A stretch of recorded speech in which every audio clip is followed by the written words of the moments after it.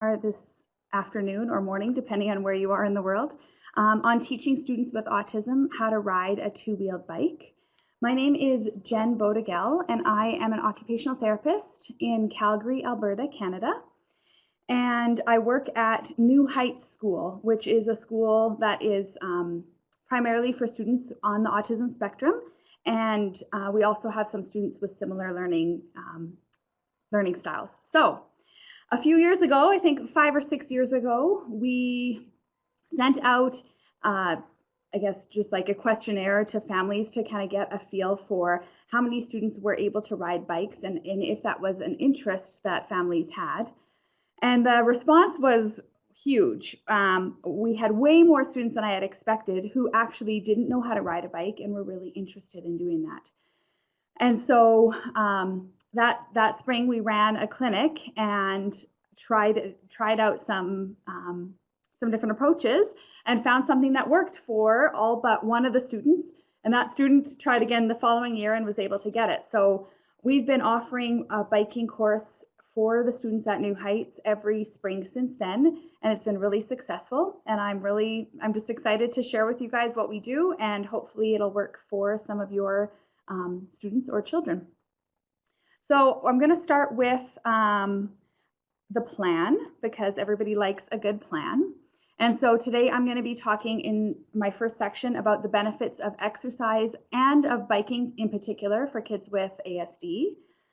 Then I'll talk a bit about the challenges with riding a bike. So why was there such a good response? Why were there so many students from age 6 all the way up through 18 who didn't know how to ride a bike? I'll address the foundations, so things that you should look at before you even get on a bike.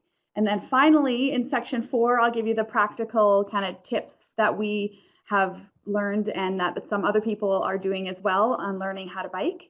And I'll finish off with some troubleshooting and an opportunity for questions if there are any. So I think maybe just save questions to the end if you have any, and then I think a lot will get answered in the troubleshooting and in my practical tips. So let's get started. The benefits of exercise.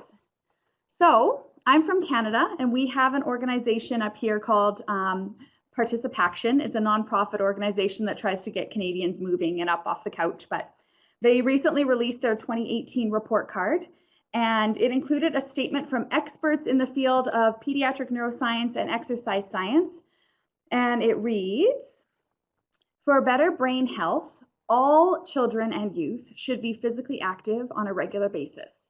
In addition to physical health benefits, physical activity also improves cognition, brain function, and mental health." And so I think intuitively, we all know that our bodies and our minds feel better when we're being active and when we're exercising. And I know certainly anecdotally at my school, I notice that my students do better when they have had a chance to get out running or to just go and play. But in addition to just the anecdotal stuff, there is an increasing body of research to support exercise as an evidence-based practice for students with autism in particular. Oh, something's going on with my slides, but I have included references at the end. So if you're interested in the articles or the journal articles that I got this information from, you can check out my references on the last page. But the argument for exercise for individuals with autism is strong. So there are the physical benefits. Of course, it improves health and fitness. It decreases risks of certain diseases, heart disease, diabetes, obesity. Many of these have been shown to have a higher incidence. Obesity in particular, I found a study, has been found to have a higher incidence in individuals with autism, which not only affects their physical well-being and their ability to participate in sports or in things like biking, but it also can affect their social motivation and confidence. So the benefit of exercise is in combating some of these things. It also, exercise helps improve motor skills. It helps decrease stereotypic behaviors or like child-specific behaviors that some may be seen as negative. It can also affect your brain. So it can increase focus and attention. It can improve the social engagement of individuals with autism, and it can decrease anxiety and depression. I mean, these are very similar to just all of us. So, but these are some of the research articles that I found based particularly looking at individuals with autism. So 60, that number is the recommended number of minutes of accumulated moderate to vigorous exercise that all children should be getting each day. And this moderate to vigorous is actually important, just like it should be getting your heart rate up, getting your breathing going, and like being difficult to carry on a conversation potentially. The thing is, it doesn't have to be 60 continuous minutes, so it can be in 10-minute chunks. So you could have 10 minutes at recess and maybe 10 minutes after school and that sort of thing. So it doesn't have to be like a 60-minute run. It's just that we need our kids to get out and have chunks of time where they're actually getting their heart rate up. And that's the kind of exercise that is recommended, 60 minutes of it. So that is exercise specific, but today we're talking about biking. So I wanted to look a little bit into the specific benefits of biking for children with autism. So biking is a societal norm in North America and other places, I'm sure, but just I'll speak for myself. And most kids in our community by age 6 to 7 are able to ride a two-wheel bike. It's a social activity in itself, and kids go, I mean, I think about on my block just down the street, there's a house with a ton of bikes in front of it every evening, and I just think that it's lots of friends coming over riding bikes together. Kids will ride their bikes down to the corner store or whatever, so it is a very social activity, can be anyway. And as an adolescent, it can become a mode of transportation. So it can be a way for kids to get to their jobs. I know at our school, I work with the kids who are graduating and moving into adulthood. And a lot of them are working towards their driver's license, but they don't have it yet. And transit and riding bikes are two ways that the kids can get around and get to school or get to their part-time job. So, learning to ride a bike can have positive outcomes in many different areas. So it is an age-appropriate motor activity. It can have improved peer and family relationships. So I've gotten emails from families. I got an email from a mom once who was so thrilled her 14-year-old son had just learned to ride a bike. And so he was now able to go on group bike rides with his cousins while camping. So it opened up his social opportunities while camping with family. And another one from a dad whose 11-year-old daughter learned to ride a bike with us. And he sent me an email the following year. They had moved away, and he sent me an email and a little map of where they had gone. And she had just ridden 10K with him. And he was just so thrilled and said that it was providing an opportunity for him to connect with her because she was really interested in like dolls and various things like that, and that was hard for him to connect with her, but he was a really avid bike rider, and so it made it easy for him to have an activity to do with her. Social skills is another thing. So biking is an independent activity for learning, or when you're actually learning to bike, it's an independent activity, but it allows for socialization once you've mastered the skill. So it doesn't require social skills, but it can enhance and improve them, which makes it really nice for our kids because I know sometimes group sports are challenging, basketball and volleyball and all of that, because there is so much of a social aspect to it, to even mastering it. But with biking, it's an independent skill. You can practice on your own, you can get good, and then you can use this skill in social activities and that. So it can improve social skills. The next one on there, if you can see the PowerPoint, it says health and strength. So I found some studies that had looked at like leg flexion and strength and balance, and that is improved with biking. And then the last one says independent transportation. So again, the benefit of biking being that there is the opportunity for independent transportation. All right. I'm hoping you guys can see the PowerPoint and that it's not messed up like it is on mine. I'm not sure if there's anything I can do to improve that, but. All right, number 2 is challenges. So there are a number of challenges with learning how to ride a bike. And so we know that there's certain things with autism that can be affected, and they're all going to come up here, but the first one being motor skills. So coordination and motor planning are both required for biking, and they can be a real challenge for some of our students and kiddos. You have to be able to get your feet moving at the same time as you've got balance, at the same time as you're using the handles to steer, and it is a fairly complex motor activity. We do try and break it down in our practical steps, but bike riding in general is a tough motor activity. So when kids have difficulty with motor skills, that can be one of the barriers to riding a bike. The next thing I have up there says vestibular. And so just as a reminder, the vestibular system is the receptors are in your inner ear. It has to do with where your head is in space, and it has to do with your balance. So kids who are over or under responsive to their vestibular system, they might be affected by the movement of the bike, and that might throw them off, or they may have difficulty with balance. The next one is proprioception. Those receptors are located in your muscles and joints. They tell you where your body is in relation to itself. So I know when I put my hand up, I know with my eyes closed that it's up and forward. I can tell that without looking because my proprioceptive system is working.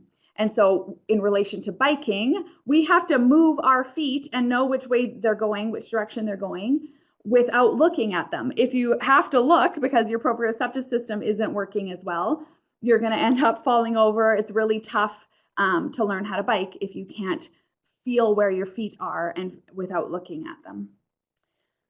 The visual system. So a lot of my students have challenges with the visual system, and that it might be either visual perception. So some of them have challenges with depth perception and being able to safely ride a bike at a distance away from someone else or stop in time.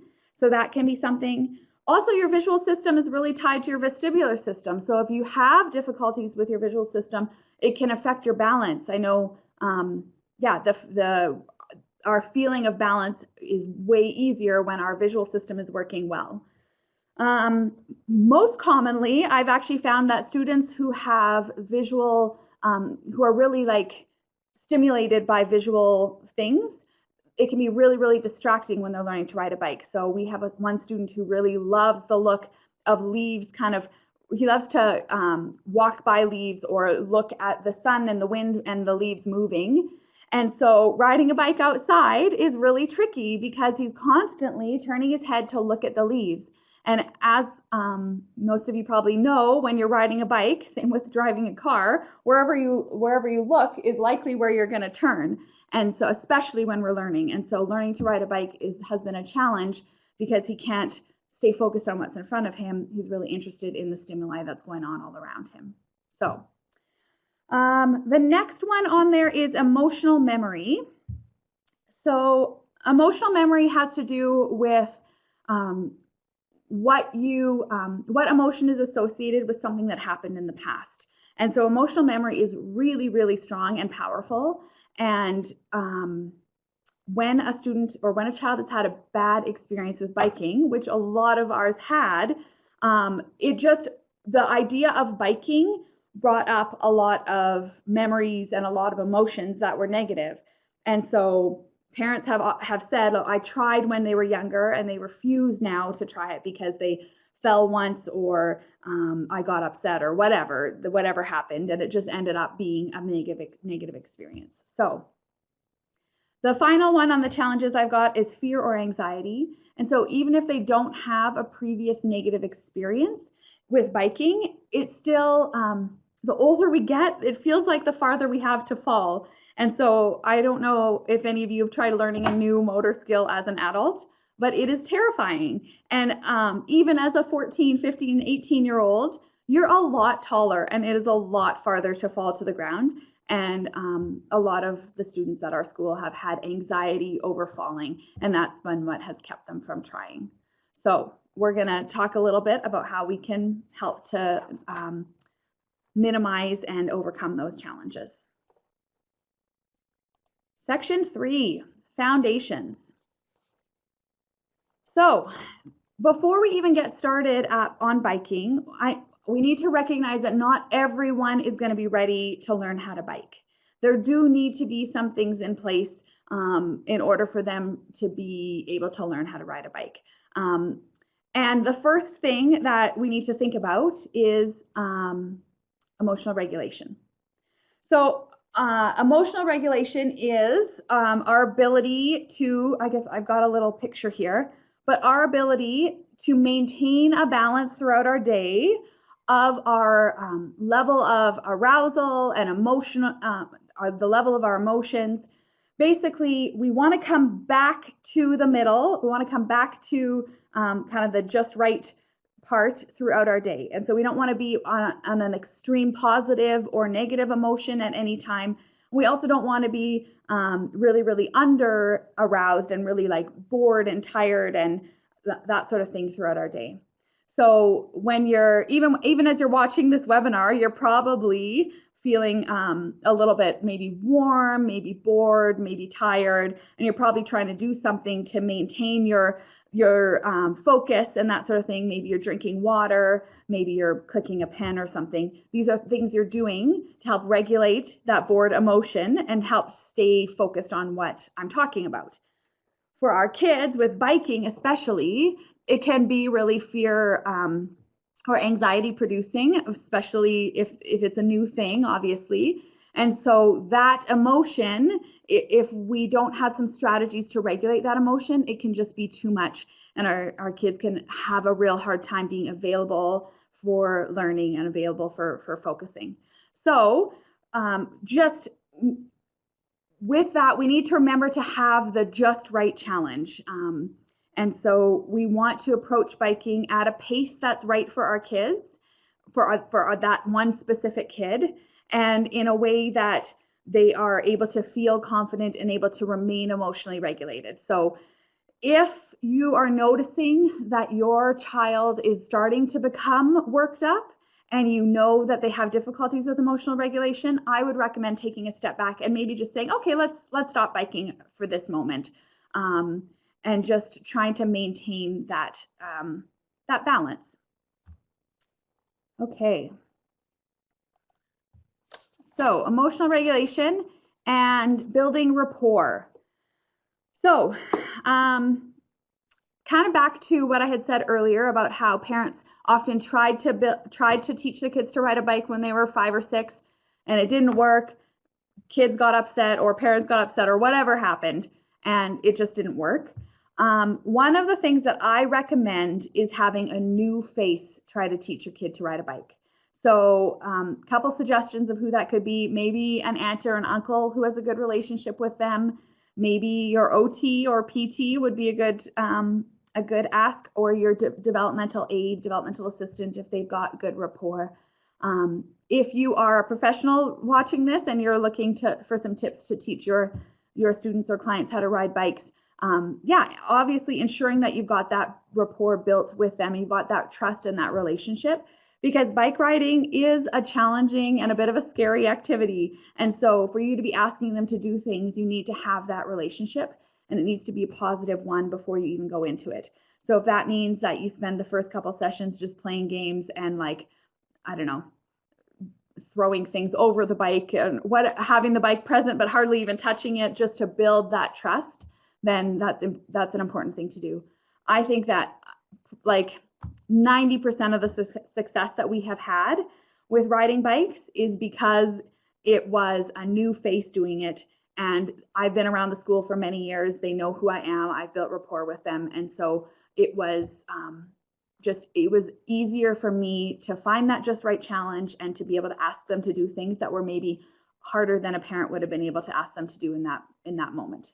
So just think about who you want to teach them to ride a bike and try and make sure it's someone who has rapport and someone who, has that relationship. And so the last little point in foundations is visual supports. And so I've got a number of little suggestions here. Some of them are biking specific, but we know that kids with autism generally learn well with visuals, and having that visual support allows them to know what's coming. It's predictable.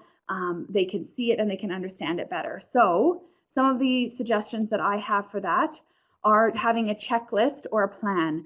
So I will often just grab a piece of paper, and it can just be as simple as writing the little thing and having a little box. It does not have to be a board maker thing. It can just be the box and then you check it off. My visuals are never fancy. I don't usually print things off and laminate them. I usually grab sticky notes and scrap paper and I make it work, because usually when I try and predict what's going to actually happen and I make a beautiful visual that's laminated, it doesn't end up being the way that I wanted it to turn out. The day doesn't turn out the way I had hoped it would. But if you have a checklist or a plan for the day, so we're going to put our helmet on, and when that's done, we check it off. We're gonna practice walking our bike for 5 minutes. So when that's done, we'll check it off. And maybe if you need a motivator, it's like we're going to play Pokemon after that, and then you check that off. So having that plan there will help you to stay on track and also help the kids to know what's coming. The next one on here, here's as an example, your daily activities. The ship's daily schedule is rowing the whole time. But basically just having some time breakdowns if it's needed, and the actual activity itself. All right, a timer. So for the timer, I will often use just my stopwatch, and I will have that going with like maybe a audio sound that goes off when the time is done. You could have like a red minutes timer out there if they needed it, but really what they're focusing on is biking. They can't really look back towards the timer. But I do use a timer for motivation. So I'll say, how long is it going to take you to get around the pylons? And I'll time it for them, or to show how long we have. And honestly, I often have to use it to say, we have this long until we have to stop, because usually the kids want to keep bike riding more. And so I'll use a timer to say we've got 3 more minutes till we have to go inside. There's no arguing with a timer. As soon as it goes off, most kids are like, oh, okay. For some reason, having that sound or that visual really makes it concrete, and they seem to be a bit more okay with it. A stop and go visual. So I will use a stop and go visual. So one of those, like stop on one side, go on the other side, for lots of safety games with biking. We'll play red light, green light, and all of that. And I'll even use it when I'm teaching them about braking. Braking is one of the most important skills for safety with biking, and it makes them feel in control when they know how to use the brakes.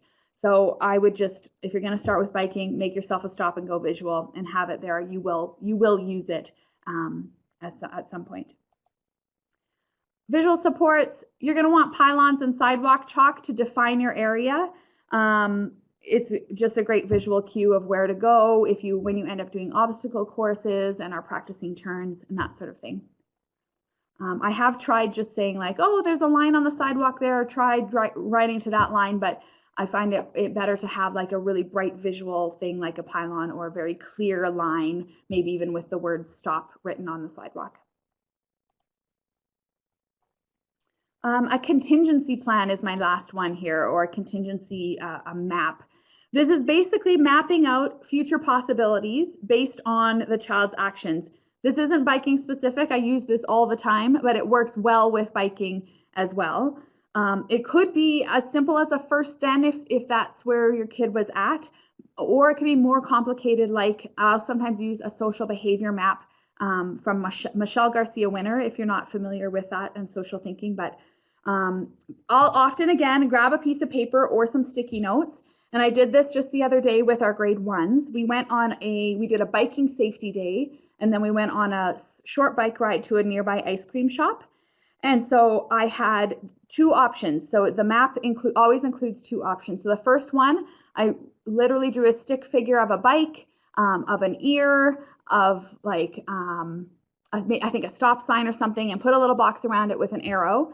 And so I said, if you have listening ears and you're doing safe riding and you stop when you're asked to, and then the little arrow leads to a happy face, and I'll basically say to them, your friends are going to feel safe, your teachers are going to feel calm and happy, and then the arrow to the ice cream, it means we're going to get to ride our bikes to the ice cream store, and that's going to make you feel happy.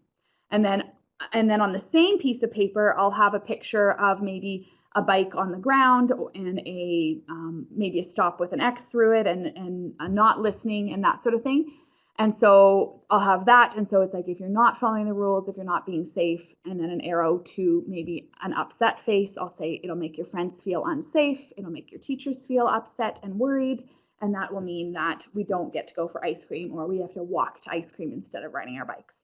And so really having that contingency map or that plan really shows the kids very clearly what your expectations are for safety, and then what will happen as a result of it, and then what your expectations are, or what will happen if the expected behavior is not followed. And I find in a lot of situations that these plans really help to make it very clear.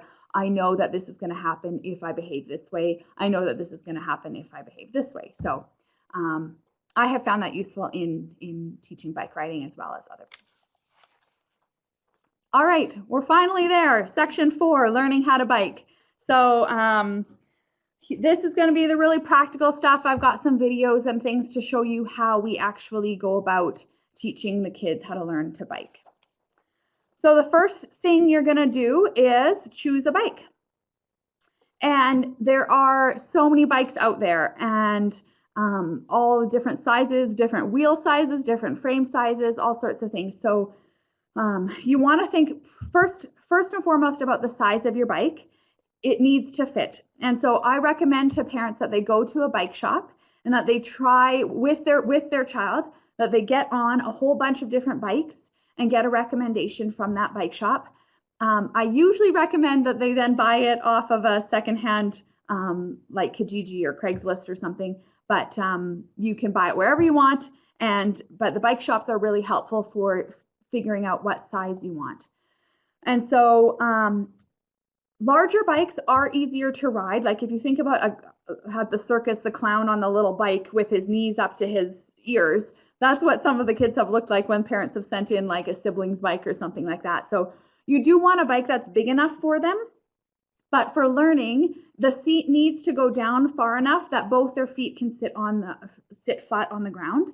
I have gone to bike shops well, for myself and for kids, where they recommend that like when your leg is extended all the way that your toes would just barely be touching the ground. That is true for experienced bike riders. You want to get the full extension of your leg when you're pedaling, but for new learners, you do not want to be feeling tippy. So you want your feet to be able to be flat on the ground, and so you need the seat to go low enough. I have suggested to parents that sometimes when the kid is learning, especially for the first and second steps here, that they maybe borrow a sibling's bike that is smaller, and then when it comes to riding, try it on a bit bigger. But I think the best case scenario is get a bike that's big enough, but that has an adjustable seat that goes low enough that their feet are able to hit the ground. All right. Positioning, upright positioning. So you can all picture the road bike, the people with the curled handles and they're leaned way over. And even mountain bikes have kind of that forward, those handlebars are forward. You don't want to be looking down. You want to be upright. And you got to think of like a cruiser bike. None of those big ones with a basket on the front. Those are actually, that probably would be the best one. I had like a 14-year-old girl bring in this giant bike, but it was really the best one to use because it had that upright positioning. And so we want to be able to look far forward so that we move. So we go where we look. So if your positioning is forward, they're going to tend to look at their feet or be off balance. A low crossbar. So the crossbar between that top bar between the seat and the handlebars, in the picture on my PowerPoint, you can see that it kind of goes down lower. I typically associate that with like girls' bikes, but you can get cruisers and that, or even guys' bikes that have like a lower crossbar. It is important, especially if your child doesn't balance well on one foot. I had one kid, I think he was 16 years old, and he had a really hard time balancing on one foot. He did learn how to bike. He mastered the balance, so you don't have to be able to stand on one foot to be able to ride a bike. But the hardest part of the whole process was getting his leg up over this crossbar that was like really high. And so I would recommend just think about that crossbar when you're buying it. You don't want it to be too high. All right. Single speed is my next point here. So if you can get a single speed, that is the best to start with. They're at a nice level of resistance that gives enough glide when you push on it. But if you are thinking long term, if you think your kid's really going to like biking and they're a bit older maybe, and you know that they're going to want gears, if you do get a bike with gears, just make sure that you set it at a middle gear and just make it really clear from the start that we're not learning gears to start with. We're going to just leave them where they are. If it's in too hard of a gear, the pedal will be too hard to push, obviously. And if it's in too light of a gear, your pedal will just kind of go around and around and around, and you will hardly get going. So in the middle is best, and a single speed is great if you have that. Most young kids' bikes are single speeds. All right, consider the type of brakes that you have. There are two types of brakes. Coaster brakes are the ones that when you pedal backwards, they'll stop your wheel. Those ones are on a lot of little kids' bikes. And then there's also hand brakes. So your right hand does your rear brake and your left hand does your front brake. And so on smaller kids' bikes, they'll often only have the right hand rear brake. And that's because if you just pull the front wheel brake and it stops the front wheel, your momentum is still going and you're going to end up over your handlebars. So if there is only one brake, it should be your right rear brake. There's positives and negatives to both kinds of brakes, coasters and hand brakes. I prefer hand brakes because as they get older, that's all the bikes are going to have. And because then they can just focus on their feet for moving forward and their hands for stopping. The reason I'd maybe suggest coaster brakes is if their hands are small and are weak. I've had some grade ones who just can barely pull the handle. If it is really hard to pull, you can ask your bike shop if they can kind of adjust it so it's a bit easier, or you can look for smaller brakes that would be easier to pull. But coaster brakes, they can be a little bit frustrating because as you're starting to go forward, if the motor plan isn't quite there and all of a sudden they found themselves going backwards, it instantly stops them and they lose momentum. But also, when we take the pedals off the bikes for learning, then the coaster brakes are gone. So ideally, I like hand brakes, but you can think about the strength of your child's hands and think about whether or not you want coaster or hand brakes. The last one I have on here is your seat. Just consider if the seat is comfortable. Some people don't know that when you buy a bike from a bike shop, you can definitely trade out the seat. So if the seat is uncomfortable and you want a different seat, just ask them for a different seat. That you may have to pay the difference between the cost of the seats, but they will swap out a seat for you and get you one that's more comfortable. I like those big cushy seats. Again, in those cruiser bikes with the baskets, they've got like these nice big cushy seats. So those are really nice for learning on. And I put this website on here because I found a really good video. I'm not part of this organization, but iCanShine.org. Under their parent section of the I Can Bike program, they've got about a 10-minute video on choosing a bike. It'll be a lot of the same tips here, but they've got some videos and some visuals to kind of show you what the different sizes are. So if you're looking to buy a bike, you can check out that video on their website. All right, there are two different types of methods. So the first method is with training wheels. And most of us probably learned to ride with training wheels. And you remember that moment when you took them off and it was so exciting. And so that is what most kids have. And when I send out those forms, the first thing I'll say to parents is that we're going to take the training wheels off. The reason being is that with training wheels, the training wheels are teaching you that you can lean as far one way or the other way as you want, and nothing's going to happen. The training wheels are always going to catch you. You don't need any control. You don't need any balance. The training wheels do it all for you. The one thing that it is nice for is it does teach you how to pedal. So if your child has never ridden a tricycle or a bike with training wheels or anything, it does teach them the coordination for pedaling. So you could try that on a bike with training wheels, but often by the time kids reach about like age 8 or 9, they've noticed that their peers don't have training wheels anymore, and they sometimes are a bit too embarrassed to use them, or it can be just harder to find training wheels for larger bikes too. So training wheels are one method. They are not the method we use. We use the balance first method. And so I've got a picture here from the 1819s.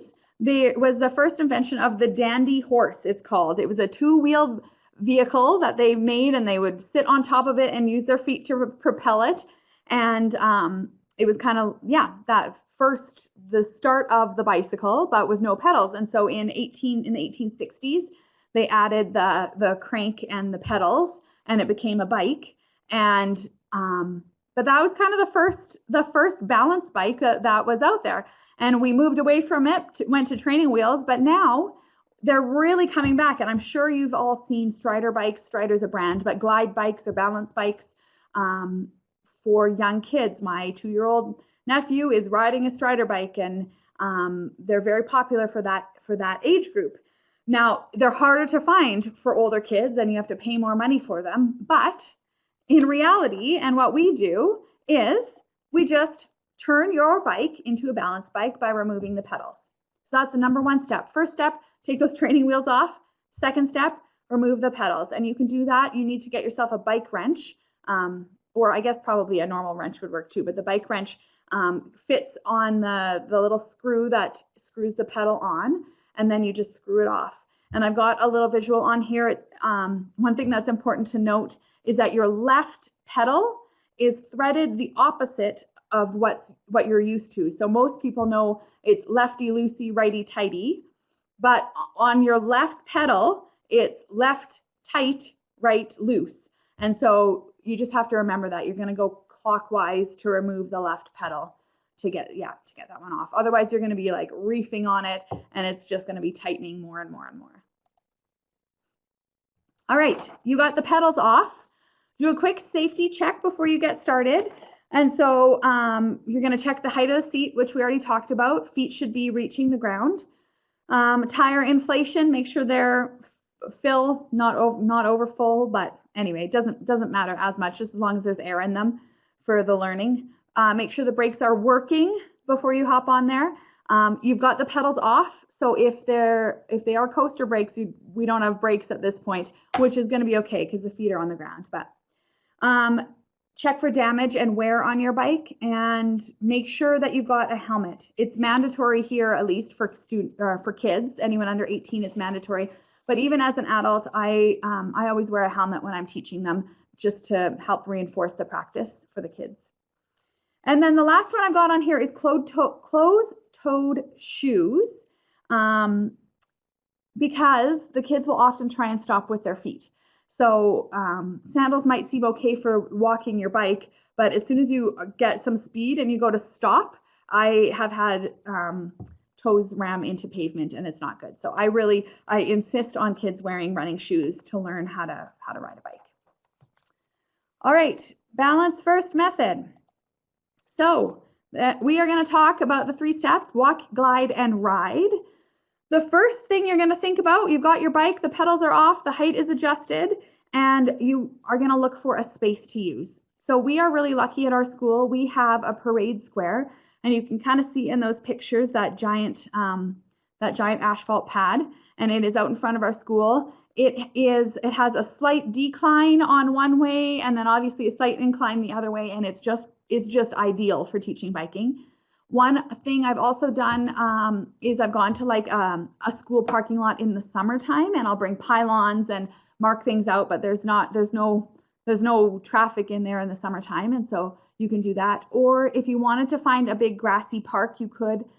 I do find that grass is actually a little bit tougher because it slows you down naturally. So you lose momentum, and part of the thing with learning on the balance first method is you need to be able to get momentum.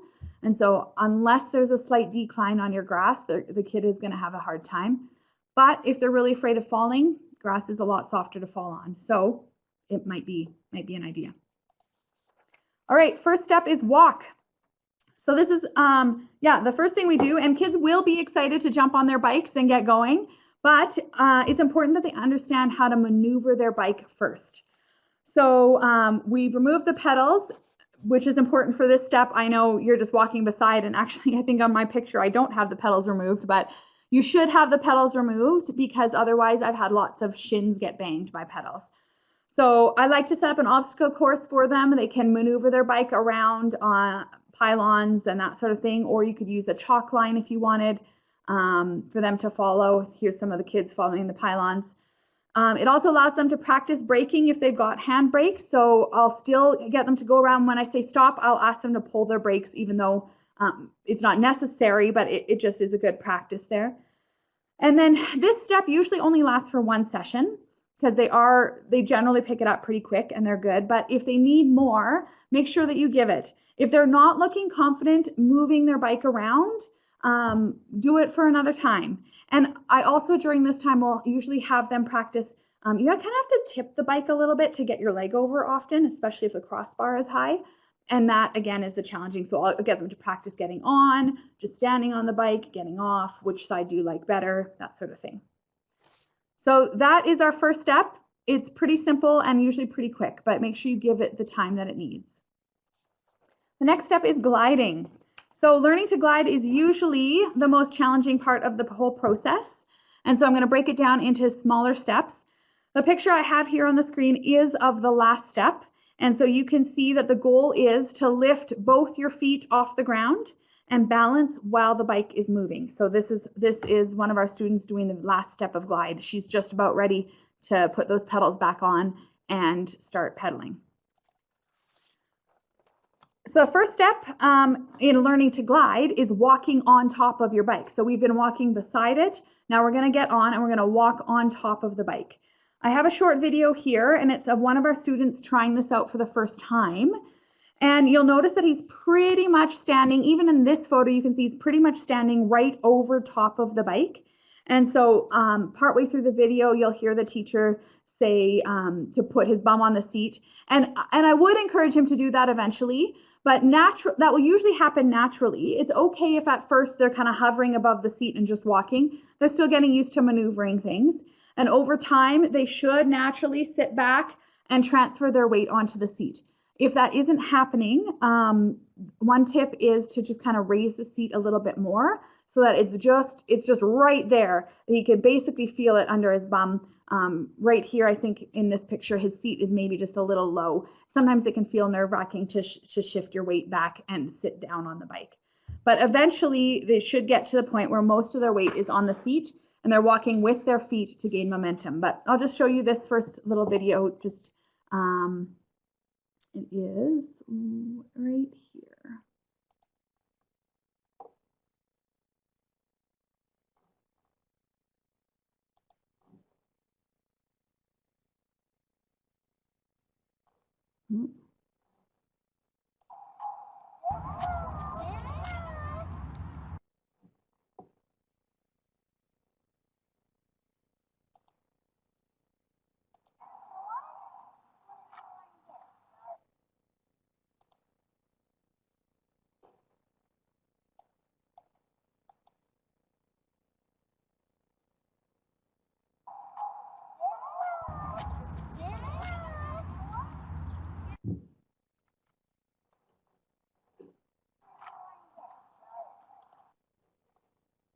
Okay.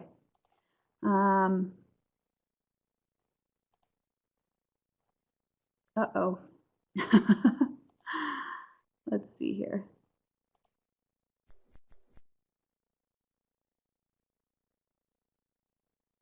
I'm not sure if that worked. If anyone's watching, if you can let me know if that video worked.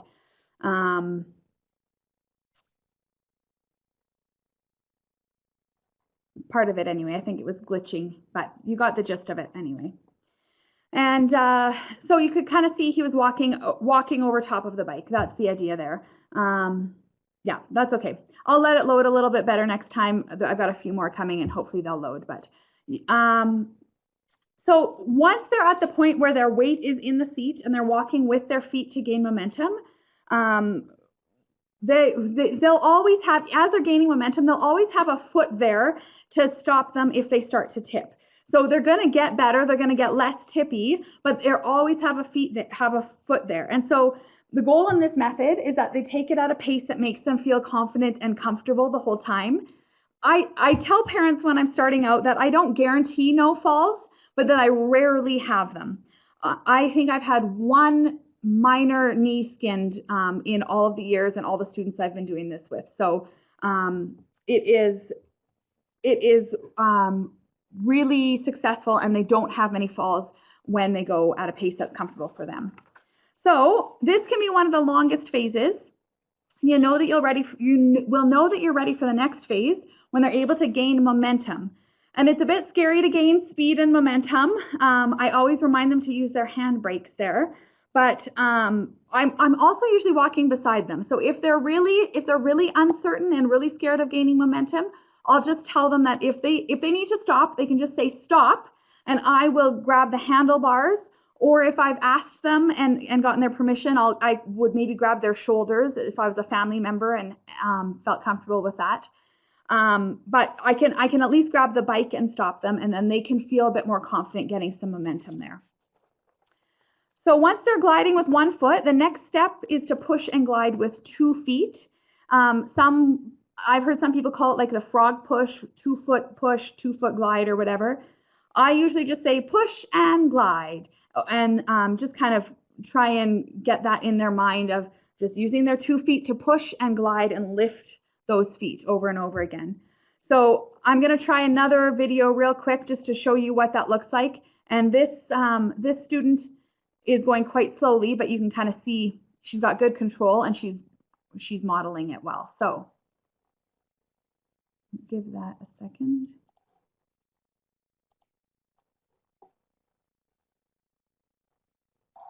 Good. Push and glide. You can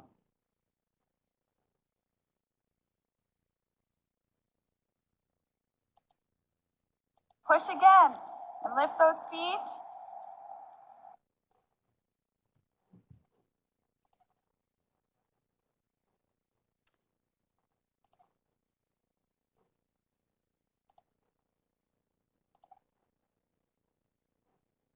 Oops. This is a tricky little, there we go. So I hope you got the idea there, but she was pushing and gliding with her feet. So she reaches out with her 2 feet. You can kind of see on this little guy, he's reaching out with his 2 feet, put them both on the ground and push and then lift off so that your feet are out behind you. So here's her with her feet behind her. So basically the frog push. So you're going from 1 foot momentum, and then once they're familiar with that and confident, they can go to 2 feet and glide. And essentially, once they get to being able to get enough momentum and keep their feet up until they need to put their feet down for more momentum, that is when you're ready for the pedals. So I like to have them practice on a decline, on a slight decline, just to help with getting that momentum. But if necessary, on the incline, I usually have them go down, and then on the incline, I will usually just give a little bit of a push on either their back or the back of the seat. My preference is for them to go by themselves and learn it by themselves, because sometimes when you start holding onto the bike, it makes it really hard for them to go back to doing it on their own. And then you have essentially become the training wheels. If you're holding onto the bike, the tendency is for you to help with the balance, and then you've kind of defeated the purpose. But you got to play it by ear. It's the just right challenge. And so you got to kind of figure out whether or not they need that little extra momentum push, or if they're getting it on their own. On this next slide, I've got on the left here is a training handle. And so I don't actually use the training handles, but they would be a good option for you if your child is stuck in the glide phase for a long time. They would allow you to hold and give momentum to your child so that they can practice lifting their feet more and just staying balanced. I would just try and just literally provide forward motion and not give any side to side. And the picture on the right there, I'm holding on to her seat and I'm giving a little bit of a push up the hill. And so this is just to give her some more practice with balance. Usually I'll eventually, if I got my hand on their back or something, I'll go down to just like pushing with 2 fingers. I'll go down to pushing with 1 finger. And especially if they're really uncertain, sometimes I'll do like, okay, 1 Mississippi and then put my hands back on. But yeah, so once they can glide and lift their feet for a few seconds confidently, stay on that glide scenario for a long time, stay on that glide step for a long time. But once they can start to do that, then you're going to move on to the last step, and that is ride. So balance is the hardest part of riding a bike. If you've given them enough time to learn to balance, then they'll often learn the pedaling really, really quickly. Remember that the left pedal is the opposite thread, so you need to make sure you've got it on the correct side. Usually there's an L and an R on your pedals. Make sure they're on the right side, correct side, before you put them on. So once the pedals are on, you're essentially doing the same thing, but with pedals. So here you can see on the left, this kiddo has his foot on the ground, and then his right foot is up on the pedal. And that's how I'll get them to start. I'll usually set the pedals in the right position, get them going, and then I'll tell them to push with their foot on the ground. And naturally, at the same time, the pedal will come down with that foot. And then they'll stop their bike. They'll put their right foot on the ground, left foot up, and they'll push and stop, switch, push and stop, switch, and over. So they still always have one foot on the ground, making them feel confident. And usually it just naturally happens that they start to put their other foot up. But if they don't, then the next step would be to start to put in the same starting spot, get your pedal in the right spot, push, and then I'll usually get them to just get their other foot on and do that same glide as if their pedals are just foot rests. So if they're not ready for pedaling yet, they can just get going and have their feet on the pedals as foot rests. And again, you're just practicing that balance. Almost always, the kids have just naturally started to pedal as soon as their feet are on the pedals. And if they have the balance down, then they usually just take off, and it's the best moment. Make sure you've got the camera ready. For kids that have trouble with motor planning for pedaling, I find that the bikes with coaster brakes can be good for that because they can't go backwards. They can only go forwards. But you can also try putting them on a tricycle or on a stationary bike to get that practice with pedaling so they can actually feel it going around. Sometimes I'll grab their foot and give the motion so that they can feel it. So to start with, it's always best to have the pedal at the highest point. So not right at 12 o'clock, because then when they push on it, it'll often flip backwards, but get them to lift the pedal to like 1 o'clock or 11 o'clock, depending which side of the bike you're on. I have a quick little video, last one that I'll try here because I'm aware of the time. And I'll just see if it works. It just, no, I don't know if it's on here. Let's see. That's okay. So really it's just showing how you use the top of your foot. So if this is the pedal, use the top of your foot to just kind of lift the pedal up into spot, and then you're going to put your foot on and push it down. So the other thing, if motor planning is hard for them and they can't do that, I'll let them just look down, use their hand to grab the pedal and put it in the right spot, and then put their foot on. So starting is generally the hardest thing. So they might need a little push to get started, and that's okay. If they spend a little while needing your help to just get started and then they've got the balance and the pedaling, that's okay. So usually at this point, they essentially have it. Oh, I hope that's okay. So at this point, they essentially have it. And you can look at, I'm aware of the time, so I might just rush over the troubleshooting a little bit. But a lot of the problems that kids will have, again, is getting the pedal in the right spot for starting and having it not just like flip backwards and go pedal backwards instead of getting started that way. And I'll just, again, practice putting it in the right spot. Some of the other issues that I have had with kids is braking too hard. So you may want to address how to feather the brakes. And basically it's just lightly touching the brakes over and over rather than really grabbing them. Because again, we get a lot of kids skidding as they're really eager to stop. So teach about feathering the brakes, and one way to do that is to find a slight decline, or even using a hill. A grassy hill works really well for teaching how to feather brakes because it kind of slows you down naturally anyway. And you can teach them how you can actually still be moving on your bike while you're doing the brakes lightly. Doing uphills and downhills and paths is also a challenge. And again, I'll just use some of the obstacle course stuff for that. Here's a few ideas for obstacle courses. So once they've got the main balance and pedaling down, I'll actually usually just let them go free for quite a few sessions of just like, hey, let's just practice biking. Let's get faster. Let's go where you want to go. Like, I'll get on my bike and we'll follow the leader, and they can just go around. But when you do want to start doing an obstacle course, here's a few ideas. I'll get like a big piece of plywood and like a small 2x4 and just have a like very slight teeter-totter, which they like. There's one on here with like little pieces of wood just to make it a little bumpy on that piece of plywood. We'll play red light, green light. We'll follow the chalk or go around pylons to practice circles. Doing curves is often an issue. One of the troubleshooting things there is just I'll sometimes hold on to the handles with them and give them a feel of turning and kind of leaning to the side, or I'll show them on my bike how when you turn, you do tend to kind of lean to one side, and it's okay that it's not really right. You don't have to go straight the whole time. That can be kind of challenging and scary for kids. So roads. Oh, here's another troubleshooting. Another troubleshooting thing is dragging feet instead of braking. That has been a common one for a lot of our students.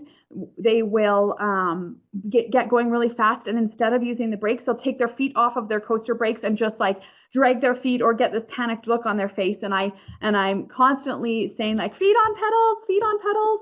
But really, that stop and go red light, green light game is really good for that. And I also just, if they